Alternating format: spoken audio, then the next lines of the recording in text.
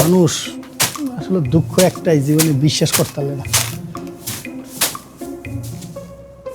আচ্ছা সুলাইমান, হ্যাঁ sir.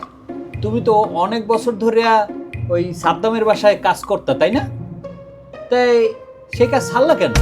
Sir কি কমু, আমি তো হের বাসায় অনেক বছর কাম করছি।